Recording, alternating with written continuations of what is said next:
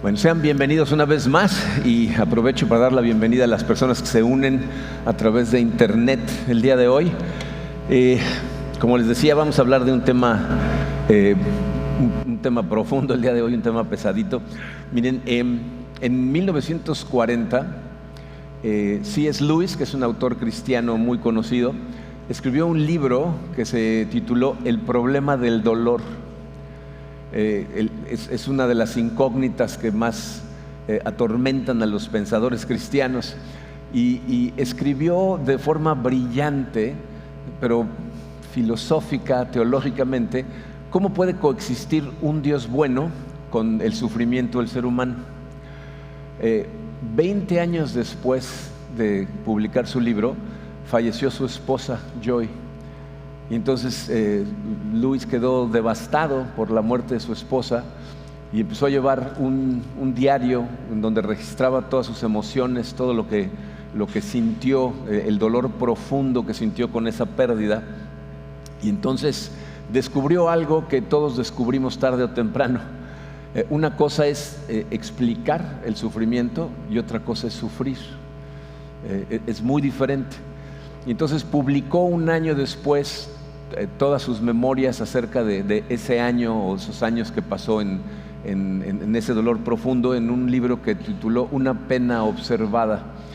Y lo interesante es que sus argumentos realmente no cambiaron, pero cambió mucho el lugar desde donde escribió, desde donde hablaba, porque antes hablaba acerca del dolor y entonces escribió desde adentro del dolor.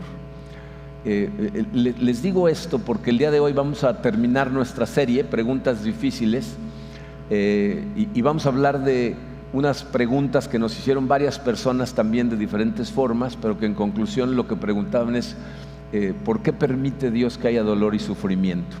¿Okay?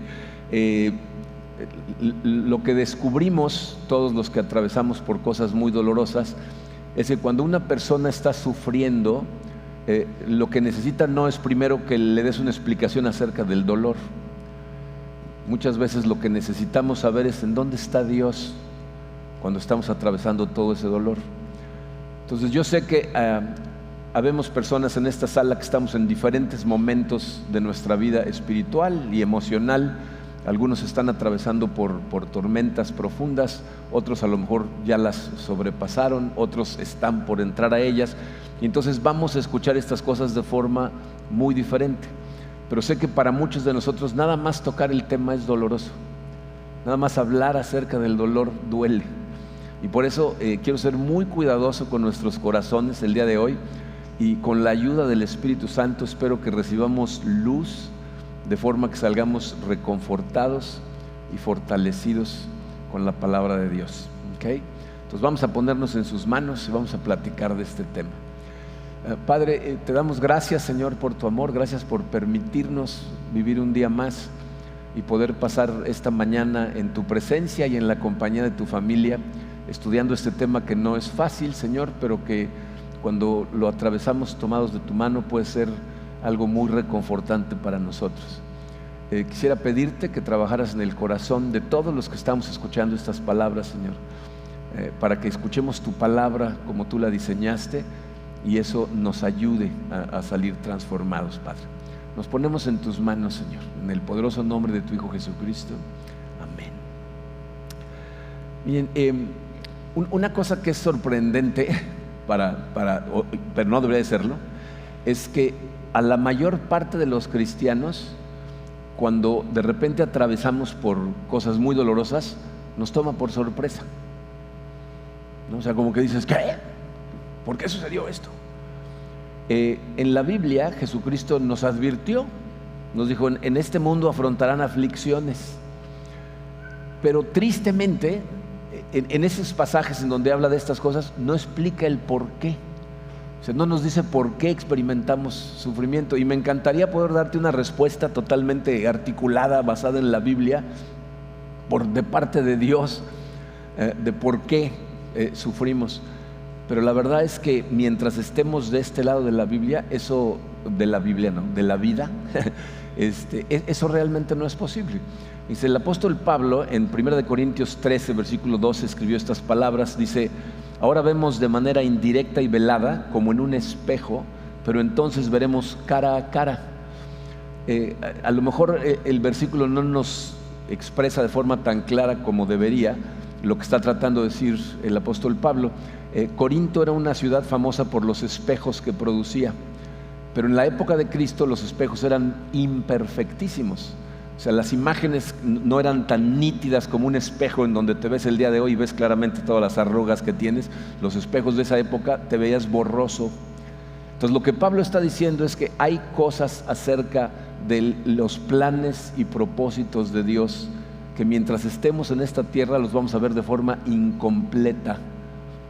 Cuando lleguemos al cielo no significa que absolutamente todas las dudas que tenemos van a ser aclaradas en el instante que lleguemos, pero significa que vamos a comprender sus planes de forma completa.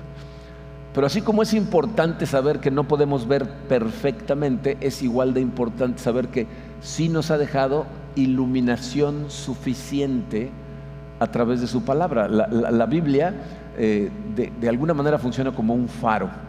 O sea, los faros en tiempos antiguos eran construcciones iluminadas que ponían a la orilla del mar, especialmente cerca de lugares muy rocosos, para que en noches oscuras o llenas de neblina los barcos pudieran utilizar la luz del faro para llegar a salvo a puerto y no estrellarse contra las rocas. Y de la misma forma la Biblia puede ser una luz que nos permita llegar a Dios en medio de las noches más oscuras y más llenas de neblina. Entonces, el día de hoy lo que quiero analizar son 5 puntos que podemos extraer de la Biblia que iluminan el camino y nos pueden dar un poco más de claridad para poder llegar a Dios en los momentos en donde más lo necesitamos. ¿Okay? Entonces vamos a verlos rápidamente. El primero de esos puntos dice así: Dios no es el creador del mal ni del sufrimiento. Esa es una de las batallas más grandes que tenemos los seres humanos. ¿Por qué hay sufrimiento? Pero si lo piensas, fíjate, cuando una persona dice ¿por qué hay sufrimiento en el mundo?, lo que está preguntando es ¿por qué no hizo Dios un mundo perfecto? ¿Por qué no creó un mundo sin dolor ni sufrimiento? Pero la realidad es que si lees la Biblia, en el primer libro de la Biblia, en Génesis, nos dice que eso es exactamente lo que hizo. Creó un mundo perfecto. En Génesis capítulo 1, versículo 31, nos dice que al terminar de hacer su creación, dice así: Dios miró todo lo que había hecho y consideró que era muy bueno.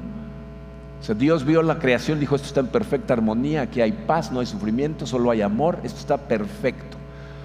Y entonces la pregunta obviamente es, bueno, si Dios no creó el dolor y el sufrimiento y lo que hizo era bueno, ¿de dónde salió entonces el mal y el sufrimiento? Y para entender eso, necesitamos primero entender qué es lo que estaba haciendo Dios cuando hizo la creación.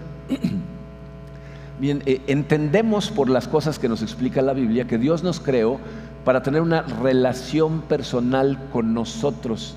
Tú lees en el Génesis, Dios caminaba por el jardín con Adán y Eva, tenía una relación personal como un padre con sus hijos en perfección.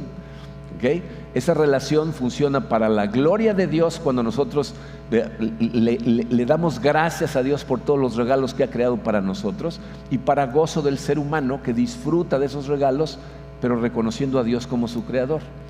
Para que esa relación fuera real, tenía que ser una relación de amor. El amor es la fuerza más poderosa en el mundo, y Dios lo que quería es que fuera una relación de amor entre Él y nosotros, y entre nosotros mismos. Por eso los 2 mandamientos más importantes, Jesucristo nos dijo que eran amar a Dios sobre todas las cosas y a nuestro prójimo como a nosotros mismos. Y entonces en su sabiduría Dios le da al hombre lo que conocemos como libre albedrío, ¿no? Nos da la libertad de escoger, porque la única forma de que la relación fuera de amor verdadero es que fuera por decisión de nosotros. O la relación con Dios es voluntaria o no es una relación de amor. Si Dios nos hubiera creado para que a fuerza tuviéramos una relación con Él y le dijéramos que lo amamos aunque no sintiéramos nada, entonces esa relación sería ficticia. Entonces Dios no creó el sufrimiento, creó un mundo bueno en el que sus criaturas eran capaces de amar, pero también eran capaces de rechazarlo. Y esa decisión hizo posible que tanto el amor genuino como la rebelión genuina fueran posibles. Y el problema es que nosotros usamos esa libertad de forma equivocada y lo que hicimos fue rechazar a Dios. Y el resultado de ese rechazo fue que permitimos la entrada de dos tipos de males, dos tipos de cosas que crean sufrimiento a este mundo. El primero le podemos llamar el mal moral. Es el dolor y el sufrimiento que resulta cuando criaturas creadas por Dios deciden ser egoístas, arrogantes, abusivos, cuando nada más nos enfocamos en lo que nosotros queremos, cuando rechazamos a Dios y queremos obtener la plenitud que obtendríamos de Él, de cosas del mundo, entonces nos hacemos daño unos a otros. Pablo nos explica cómo entró eso al mundo. En Romanos 5:12 dice: por medio de un solo hombre el pecado entró en el mundo, y por medio del pecado entró la muerte. Fue así como la muerte pasó a toda la humanidad, porque todos pecaron. Pero luego Jesús nos explica qué es lo que causa el hecho de que haya entrada eso a nosotros como seres humanos. En un pasaje que estudiamos hace unas semanas, Marcos 7, 21 al 23, dice así: porque de adentro del corazón humano salen los malos pensamientos, la inmoralidad sexual, los robos, los homicidios, los adulterios, la avaricia, la maldad, el engaño, el libertinaje, la envidia, la calumnia, la arrogancia y la necedad. Todos estos males vienen de dentro y contaminan a la persona. Eso significa que absolutamente todos los que estamos aquí hemos hecho voluntariamente cosas que hacen sufrir a otras personas y a veces a nosotros mismos. Y tristemente muchas veces hacemos ese tipo de cosas porque sacamos a Dios y porque perseguimos las cosas del mundo, y luego causamos dolor y sufrimiento y le echamos la culpa a Dios, ¿no? Estaba escuchando las noticias esta semana, no sé si son conscientes, pero en Sudán hay una crisis humanitaria terrible, la gente está muriendo de hambre. Y entonces los comentaristas dicen: ¿en dónde está Dios? ¿Cómo está permitiendo que tanta gente muera de hambre? Niños muriéndose de hambre en diferentes partes del mundo en este momento. La realidad es que los seres humanos producimos suficiente comida para alimentar a todos de sobra, y la razón por la que no hay comida en esos lugares es porque, una, hay gente muy egoísta que se rehúsa a compartirla, y dos, porque sus propios gobernantes utilizan el hambre como un arma para someter al pueblo. O sea, lo hacemos nosotros y le echamos la culpa a Dios. Ese es el mal moral. Pero aparte entró a este universo el mal natural, es decir, el dolor y el sufrimiento que son causados por terremotos, como acaba de suceder en las últimas 3 semanas, 3 terremotos que mataron a montones de personas, enfermedades que matan sin discriminar a nadie, niños y adultos. La Biblia dice que al entrar el pecado, la naturaleza se corrompió, ¿no? En Génesis 3, versículo 17, Dios le explica a Adán y a Eva la consecuencia de su decisión. Les dice: maldita será la tierra por tu culpa, por lo que hiciste, ¿no? Pablo dice en Romanos 8, versículos 20 y 21: pero queda la firme esperanza de que la creación misma ha de ser liberada de la corrupción que la esclaviza. O sea, la creación misma está esclavizada a corrupción. Pablo dice que gime como con dolores de parto por la corrupción que sufre.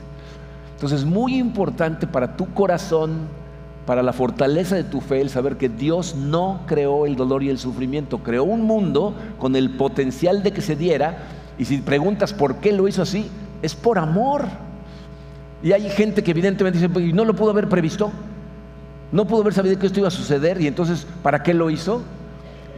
Y déjenme hacerle una pregunta a todos los padres de familia que están aquí presentes: ¿para qué tuvieron hijos? ¿No sabían que había la posibilidad de un dolor y un sufrimiento profundo? Somos todos testigos del dolor y sufrimiento que los padres de familia experimentamos al ver sufrir a nuestros hijos, al verlos a veces tomar malas decisiones. Pero ¿qué otra cosa había? El potencial de un gozo profundo en nuestra relación con ellos, en nuestro amor por ellos, en verlos crecer como gente de bien. Y entonces nos la jugamos, ¿no? Bueno, Dios sabía lo que estaba haciendo cuando creó al mundo, y su plan de todas maneras es redención, pero bueno, ahorita hablamos de eso. Punto número 2: aunque sufrir no es bueno, Dios puede usarlo para realizar cosas buenas, ¿no? O sea, cuando nosotros vamos a Dios con nuestro dolor, cuando lo buscamos en medio del dolor, entonces Él utiliza ese dolor para producir cosas buenas. Miren, hay muchas cosas que Dios puede hacer a través del dolor y el sufrimiento. Les voy a hablar de 3 nada más el día de hoy. Dice la primera: Dios puede usar el dolor para acercar a la persona a Cristo. C.S. Lewis, ese mismo autor, decía que Dios susurra en nuestro placer, pero grita en nuestro dolor. Él decía que el dolor es el megáfono de Dios para un mundo sordo. Aunque muchos de nosotros seguramente no todos hemos experimentado esto, muchos saben de lo que estoy hablando, porque es la verdad de la experiencia de muchos de nosotros, de la mía, ¿no? Que a través del dolor Dios ha producido cosas increíbles. Y es una cosa muy irónica, porque los seres humanos, cuando todo va bien, difícilmente nos acordamos de agradecerle a Dios, de estar dándole gloria por todo lo que hace. Pero en el momento en que las cosas van mal, si tú tienes fe, en el momento que las cosas van mal, inmediatamente caes de rodillas: Señor, ayúdame, fortaléceme, dame dirección. Es el autor del Salmo 119. El Salmo 19 es un salmo anónimo, no sabemos quién lo escribió, pero fíjense lo que dicen los versículos 67 y 71. Antes de sufrir, anduve descarriado, pero ahora obedezco tu palabra. El sufrimiento me hizo bien porque me enseñó a prestar atención a tus decretos. Quiero que noten que no dice el sufrimiento es bueno. Lo que dijo es: el sufrimiento me hizo bien, hizo algo por mí que resultó positivo porque me llevó a ti. Entonces Dios no causa el dolor, pero lo utiliza. Miren, si tú tienes una relación profunda con Cristo, contestar esta pregunta te parece muy fácil. Si no lo conoces, contestar esa pregunta es totalmente lo contrario. Pero fíjate, ¿qué es peor? ¿Experimentar sufrimiento que te lleve a conocer realmente a Cristo, o vivir una vida sin dolor pero nunca conocerlo realmente? ¿Qué es peor? Es fácil contestar esas preguntas cuando no estamos en medio del sufrimiento, pero cuando atravesamos por tormentas es bastante más complicado. Hay una mujer que se llama Joni Eareckson. Cuando tenía 17 años, ella era una mujer muy activa, era atleta, montaba a caballo, hacía todo tipo de deportes, y se fue de vacaciones con su familia y se aventó de clavado en una playa en la bahía de Chesapeake, en Estados Unidos, que ella no sabía, pero que es muy poco profunda. Y entonces pegó en el fondo y se rompió el cuello, y quedó paralizada del cuello hacia abajo, ¿no? En silla de ruedas. Y entonces ella misma, porque escribió varios libros, uno de ellos así lleva su nombre, Joni, escribió cómo entró en una depresión profunda, luego atravesó por un miedo profundo acerca del futuro, y entonces, como ella era cristiana, entró en una profunda batalla espiritual. Piensa en Job, que pasa 42 capítulos lidiando con Dios y haciéndole preguntas difíciles. Y entonces ella empezó a salir del otro lado de su dolor y de su depresión, y empezó a aprender a dibujar y a pintar con la boca. Fíjense, por ahí tenemos una foto de ella cuando tenía 17 años. Esa es Joni dibujando con la boca. En este momento Joni tiene 76 años de edad y hasta el momento sigue pintando. Por ahí tenemos otra foto de ella, ahora ya como adulta. Ella sigue pintando, pero ¿saben qué hizo? Cuando salió de la depresión, se dio cuenta que Dios le había dado un propósito con lo que le había pasado. Y entonces empezó a llevar el mensaje de esperanza a todas las personas que, como ella, eran cuadraplégicas. Formó una asociación que se llama Joni y sus amigos, que han donado más de 250,000 sillas de ruedas especialmente hechas para la gente como las necesitan en más de 90 países del mundo. Por ahí tenemos una foto de una de las niñas que se benefició de ese asunto. Y en sus libros ella escribe frases que solamente viniendo de gente como ella las podemos tomar como lo que son, verdades profundas. Dice ella: a veces Dios permite lo que odia para llevar a cabo lo que ama. Con fortaleza dice: prefiero vivir en silla de ruedas con Dios que de pie sin Él, porque me dio un propósito para vivir que no tenía. Yo sé que no es fácil escuchar estas cosas, especialmente si estás en medio de la tormenta. Y por eso mi oración para todos nosotros es que suceda lo que suceda y atravieses lo que atravieses, persigas tu relación con Dios hasta que llegue el momento en donde digas: no importa lo que tomó llegar hasta aquí, valió la pena porque te conocí.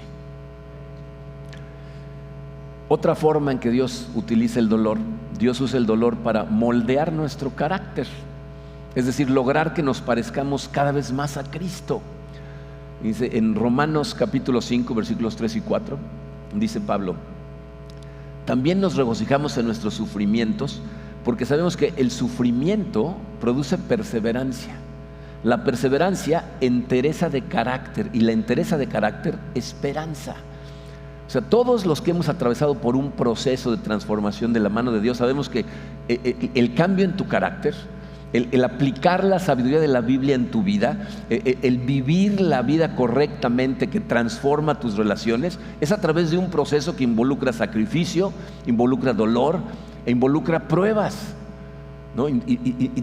Hay sufrimiento involucrado en todo esto. Dice Hebreos 5, hablando de Jesucristo, dice el versículo 8: Jesús, aunque era hijo, mediante el sufrimiento aprendió a obedecer. O sea, Jesús aprendió obediencia a través del sufrimiento que pasó en su vida. Y si eso fue verdad para el Hijo de Dios, ¿por qué podemos esperar algo diferente para nosotros? Nos va a moldear. Y además, Dios usa el dolor para guiar amorosamente a sus hijos. Una responsabilidad que nosotros tenemos como padres de familia es guiar a nuestros hijos. Pero piensa en cómo le llamamos a esa guía, confrontación que le damos a nuestros hijos para ayudarles a vivir la vida de mejor forma. ¿Cómo le llamamos a eso? Le llamamos disciplina, ¿no? O sea, fíjate, solamente los buenos padres de familia disciplinan a sus hijos. Es más fácil no disciplinarlos. Es más fácil dejarlos hacer lo que quieran y entonces no tienes problemas con ellos, no tienes que castigarlos, ¿no? Ser su mejor amigo y causarles una vida de dolor porque no tienen carácter. Solamente cuando disciplinamos hay carácter. Y eso es exactamente lo que nos dice la Biblia. Fíjense, en Hebreos 12, versículos 10 al 11 dice: en efecto, nuestros padres nos disciplinaban por un breve tiempo como mejor les parecía. O sea, como padres hacemos lo mejor que podemos con lo que tenemos. Algunos como el burro que tocó la flauta, ¿no? Pero Dios lo hace para nuestro bien, a fin de que participemos de su santidad. Ciertamente ninguna disciplina en el momento de recibirla parece agradable, sino más bien penosa. Sin embargo, después produce una cosecha de justicia y paz para quienes han sido entrenados por ella. A nuestros hijos no les gusta cuando los disciplinamos y a nosotros no nos gusta cuando Dios nos disciplina. Pero ¿cuál es el enfoque de Dios? ¿Por qué lo hace? Por lo que resulta de la disciplina. Dice una cosecha de justicia y paz. Pero en fin, miren, por todos lados la Biblia nos enseña que Dios puede lograr cosas muy positivas de cosas muy negativas. De hecho, ¿cuál es el mejor ejemplo que existe? Como cristianos, ¿cuál consideran que es la peor cosa que hemos hecho los seres humanos en el curso de la historia? ¿Qué es lo peor que hemos hecho? Matamos a Jesucristo. Lo crucificamos nosotros.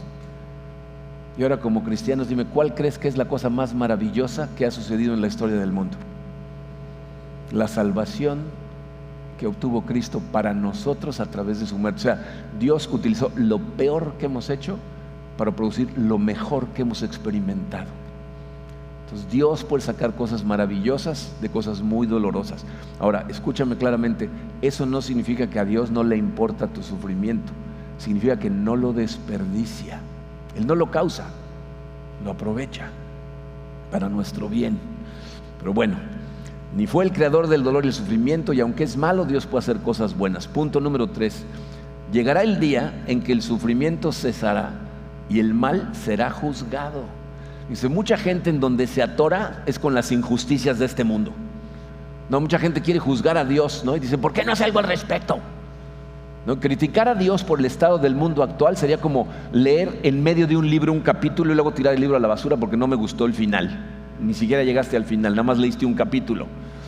Escuché la semana pasada las noticias, no sé si oyeron esta noticia, pero el viernes 7 de agosto hubo en México 34 asesinatos dolosos.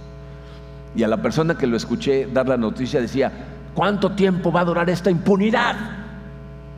¿No? O sea, ¿por qué no se les castiga? Y la gente que creemos en Dios muchas veces lo que cuestionan es ¿por qué no detiene la maldad? Escúchame, solo porque no lo ha hecho no significa que no lo va a hacer. Proverbios 11:21 dice: una cosa es segura, los malvados no quedarán impunes, pero los justos saldrán bien librados. O sea, va a haber justicia al final. Nadie se va a ir impune de este mundo, ¿ok? Nadie. Las personas que cometen esos asesinatos y cometen todo tipo de cosas no se van a quedar impunes, porque un día Dios va a detener todo el sufrimiento y absolutamente todos vamos a dar cuenta de nuestras acciones. Todos. Por eso la Biblia nos dice que Dios dice: mía es la venganza, yo pagaré. Tú no te amargues por lo que hacen otras personas, no se van a ir impunes. Y a lo mejor preguntas: ¿por qué no lo ha hecho aún? La respuesta es por amor. Y ya sé que suena extraño, pero fíjate lo que dice el apóstol Pedro: el Señor no tarda en cumplir su promesa, según entienden algunos la tardanza. Más bien, Él tiene paciencia con ustedes, porque no quiere que nadie perezca, sino que todos se arrepientan. Dios está deteniendo el final, ¿ah?, por amor a algunas personas que todavía tiene planeado salvar y llevarse con Él. Por amor está esperando, pero lo va a detener un día. Cuarto punto: mi sufrimiento es real, pero no es el final de mi historia. Esto es algo que necesitas entender muy claramente. Ni yo en este momento, ni la Biblia en ningún momento trata de minimizar tu dolor. O sea, lo que estás viviendo es real. Las cosas duelen, y algunas de las cosas que enfrentamos tienen consecuencias que nos van a acompañar el resto de la vida, pero esta vida no es el final de la historia. El apóstol Pablo, si han leído el libro de Hechos de los Apóstoles, saben que es una de las personas que, si no es que la persona que más ha hecho por la iglesia cristiana en la historia del mundo. Pero también es la persona que sufrió como pocas personas han sufrido en este mundo. Lo persiguió todo mundo. Sus compañeros judíos lo persiguieron, los gentiles lo persiguieron, los romanos lo persiguieron, los falsos maestros lo persiguieron. 3 veces le dieron 39 latigazos. Una vez lo apedrearon hasta pensar que estaba muerto. 3 veces naufragó. Dice en Romanos 8:18 Pablo: de hecho, considero que en nada se comparan los sufrimientos actuales con la gloria que habrá de revelarse a nosotros. Cuando yo leía estas cosas al principio decía: ¿cómo puede hablar alguien así? O sea, ¿cómo puedes experimentar esas cosas y decir: no, esto no es nada? Cuando el dolor es real. ¿Y saben cuál es la conclusión a la que llegué? Gente como Pablo ven las cosas de una forma muy diferente, porque la ven con la perspectiva eterna de Dios, no con la del mundo. O sea, tienen su mente puesta en lo que viene, no en lo que está ahorita, sino en lo que va a suceder. Y miren, les doy un ejemplo muy, muy burdo, pero que seguramente muchos de ustedes lo han experimentado. ¿Les ha pasado que están a punto de salir de vacaciones? A lo mejor ahorraron para irse a unas vacaciones bonitas, ¿no? A un lugar hermoso que va a ser súper disfrutable, vas a ir con gente a la que amas, y ya te estás imaginando, incluso tienes planeado todo lo que vas a hacer, pero todavía tienes que ir a trabajar un día más.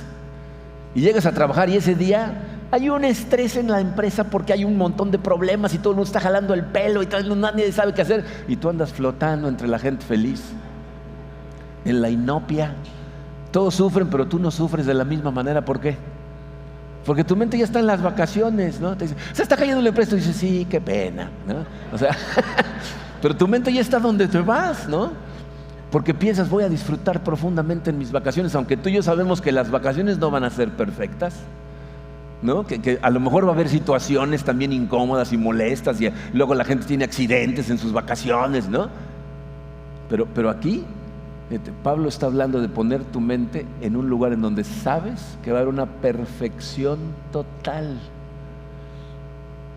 El apóstol Juan en Apocalipsis 21:4 lo describe de esta manera. Dice: Él enjugará toda lágrima de los ojos.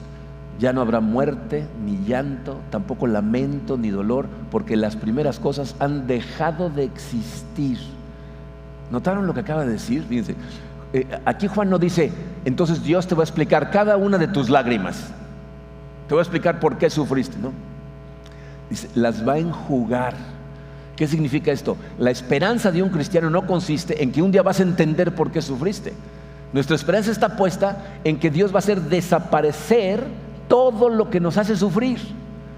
Y entonces vamos a vivir en una perfección total, rodeados únicamente de amor por la eternidad. ¿Te has puesto a pensar en lo que eternidad significa? O sea, nada más trata de imaginarte eso. Después de que estés en la presencia del Señor 1,000 millones de años y alguien te diga, ¿y cómo ha sido tu existencia hasta ahorita? Vas a decir, uy, pues si hubieras visto los primeros 40 años, estuvo de la pata. No. ¿En eso te enfocarías? ¿O en la eternidad que llevas disfrutando de una perfección total? De eso es de lo que está hablando Pablo. Una eternidad total.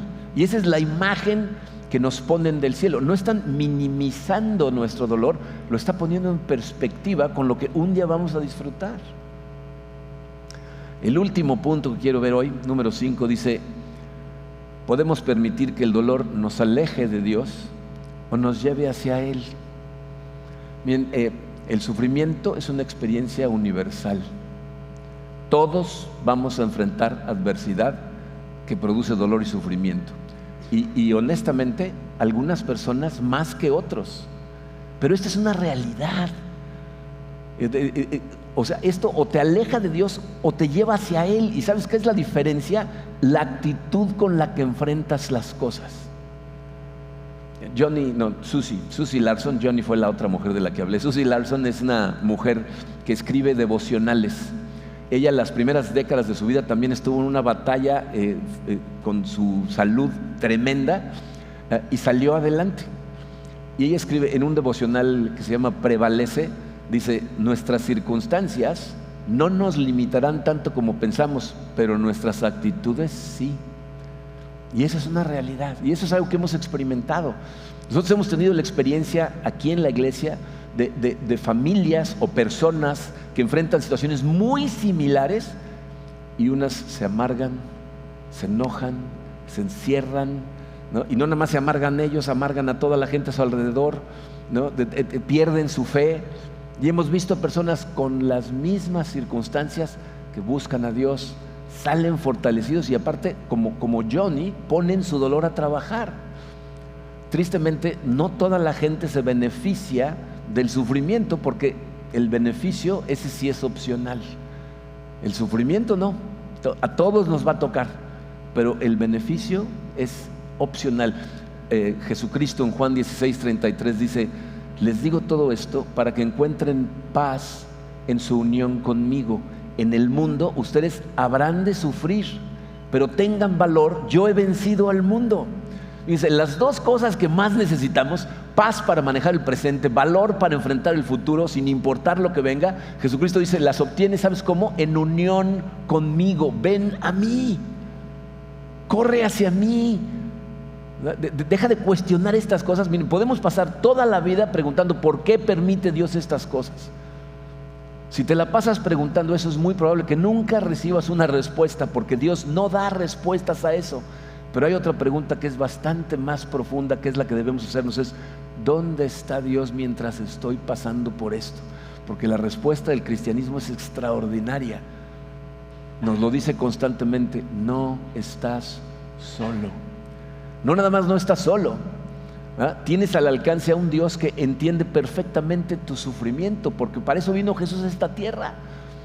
Jesús fue rechazado, traicionado, abandonado, golpeado, crucificado, experimentó el dolor, el llanto, la pérdida, el sufrimiento, lo cual significa que Dios no simplemente observó nuestro sufrimiento desde lejos, sino que entró en él, nos comprende, puede consolarnos realmente, puede decirte: yo sé lo que estás pasando. Cuando la gente le dice a otra persona: yo sé lo que estás viviendo, cuando nunca la han vivido, ¿no te dan ganas de darle uno? ¿No? Es como si yo en medio de un parto le dijera a mi esposa: yo sé lo que estás atravesando, tú vas a saber lo que estoy atravesando. No tienes idea, pero Jesucristo sí. Fíjense qué maravilla. La respuesta de Dios a la pregunta del sufrimiento no fue una explicación, fue una encarnación. Jesús vino a vivir, sufrir y morir para darte a ti vida y esperanza. Entonces, no sé qué estás enfrentando en este momento y no sé qué vas a enfrentar, pero la verdadera pregunta es: ¿a quién vas a acudir? No sabemos qué vamos a enfrentar, pero podemos responder como el apóstol Pedro. ¿Se acuerdan cuando Jesucristo le dice a sus discípulos: también ustedes me van a abandonar. ¿Se acuerdan qué le dice Pedro? ¿Y a quién iríamos? ¿A quién vamos a ir si tú eres el único que tiene palabra de vida? A Él es a quien tenemos que recurrir. Y entonces sana tu corazón, pone tu dolor a trabajar y te da propósito. Y así es como atravesamos, sobrevivimos y nos fortalecemos en medio del sufrimiento. Vamos a orar. Padre, Señor, yo evidentemente no tengo idea lo que está pasando en el corazón de todas las personas que estamos escuchando estas palabras. No sé lo que están enfrentando, no sé lo que van a enfrentar, pero sí te conozco a ti, Señor. Sé que eres un Dios fiel, bueno, amoroso, que lo que quieres es acompañarnos en medio de las cosas que vamos a sufrir, para que salgamos fortalecidos, conociéndote mejor y realmente podamos hacer una diferencia en este mundo al poner nuestro dolor a trabajar. Te pido, Señor, por las personas que en este momento están en medio de un sufrimiento muy profundo. Sé que en esos momentos es difícil voltear hacia otro lado y todo lo que podemos ver es nuestro dolor. Permítele, Señor, voltear hacia ti, recibir tu luz, recibir tu fortaleza. Te pido por todos mis hermanos y hermanas que la tormenta está a la vuelta de la esquina. Prepara nuestros corazones, Señor. Ayúdanos a estar preparados y listos para recibirlo como lo que es, sufrimiento de este mundo que tú nos vas a ayudar a atravesar y a utilizar. Nos ponemos en tus manos pidiendo de tu Santo Espíritu mucha fortaleza y mucha luz, en el nombre poderoso de tu Hijo Jesucristo.